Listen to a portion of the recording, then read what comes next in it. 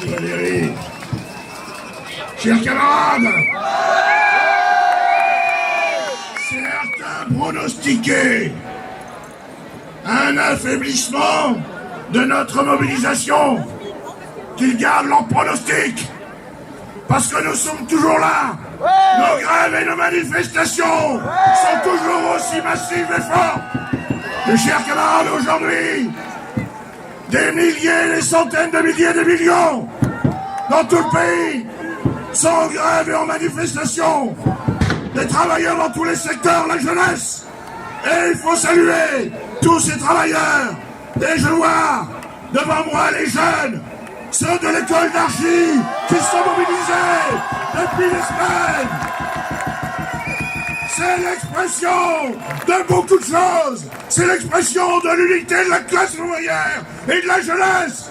C'est l'expression de l'unité du peuple travailleur avec ses organisations syndicales pour le retrait, pour la victoire sociale. Alors, les camarades, face à cette détermination et à la colère populaire, Macron apparaît toujours plus pour ce qu'il est en définitive. Arrogant, provocateur, menteur. Et à ce sujet, le quotidien anglais, The Daily Telegraph, pardonnez l'anglais, j'en ai jamais fait, j'ai résisté.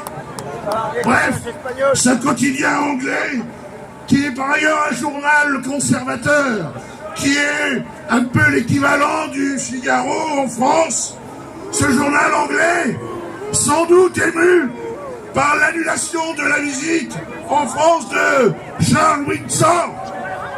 C'est son vrai nom. Enfin non, son vrai nom, c'est Charles Saxe-Gotha-Combourg. Voilà, mais ils se mettent des chiffres pour cacher leur nom, ces gens-là. Sans doute, ému par l'annulation de la visite, le Daily Telegraph a dit ce qu'il pensait, sans précaution, de Macron. Je cite, « L'arrogance de Macron est seulement dépassée par sa stupidité. » Voilà ce que pensent les Anglais, et quelque part, et même pas quelque part, ils ont raison. Et, mes chers camarades, la semaine dernière, Ghislain a cité Michel Audiard. Je voulais ne pas rester en reste et citer également, mais je vous ai épargné la citation, mais ça ne pouvait pas durer. J'ai une citation d'Audiard. Dans un film, un des personnages dit les Macron, lapsus, les cons,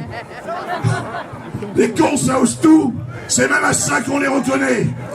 Alors, ce n'est pas du Audiard, c'est du Bochard, je paraphrase, les cons ça ose tout, c'est même à ça qu'on reconnaît Macron, qu'on reconnaît son gouvernement et toute sa clique.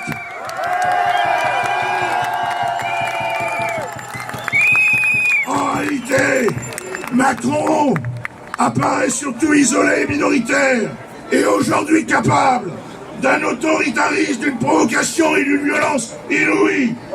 Macron et son sicaire, Darmanin, organisent et instrumentalisent la violence et la répression contre les jeunes, contre les travailleurs, contre les manifestants et les grévistes. Le spectacle, depuis 2 semaines, est affligeant. C'est le spectacle d'un gouvernement autoritaire, dérivant dans la provocation et la répression. Réquisition, menaces, matraquage, intimidation, arrestation arbitraire.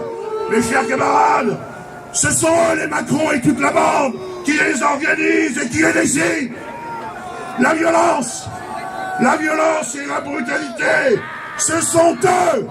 Et nous les dénonçons, et nous les condamnons. La violence, c'est celle d'une réforme qui nous vole 2 ans de notre vie, qui nous impose au moins 2 ans de travail obligatoire. La violence, c'est celle d'une réforme qui remet en cause notre système de retraite, obtenu grâce à la lutte sociale. La violence, c'est celle du 49.3 pour imposer contre la volonté de la majorité une réforme brutale, injuste et illégitime. Mes chers camarades, les violences décidées et organisées directement au plus haut niveau de l'État témoignent de la faiblesse, de l'affolement et de la dérive autoritariste d'un monarque isolé et incapable, et d'un gouvernement minoritaire et désavoué.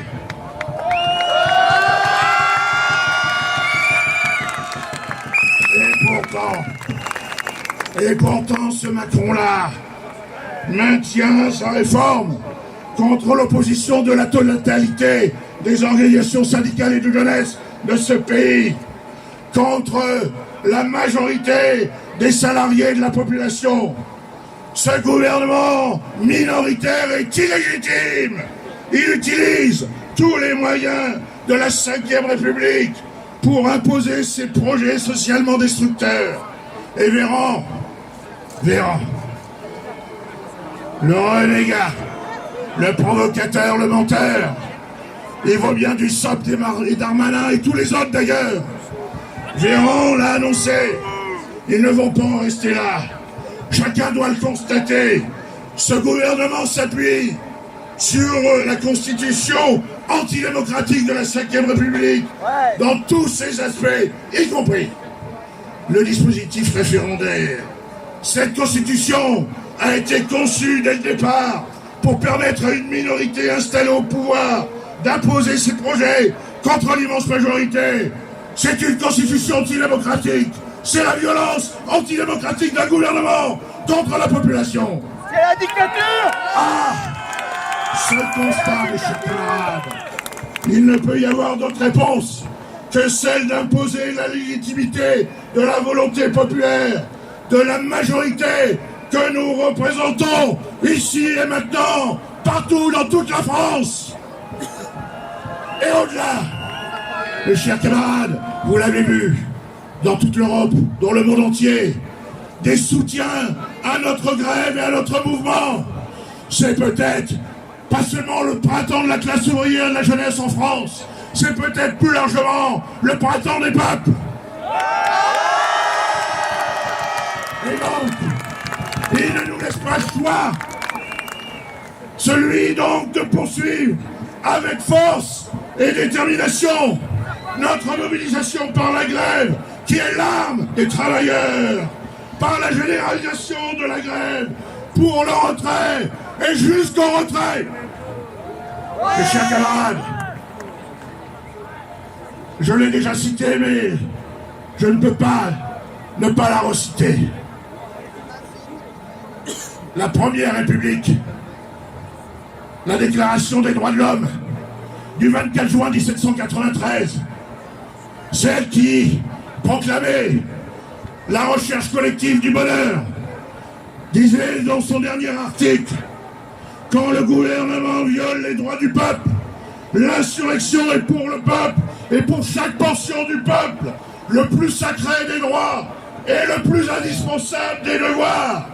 Mes chers camarades, Macron viole le droit des travailleurs, Macron viole le droit du peuple. Alors ensemble, par la gueule, poursuivons le combat jusqu'au retrait.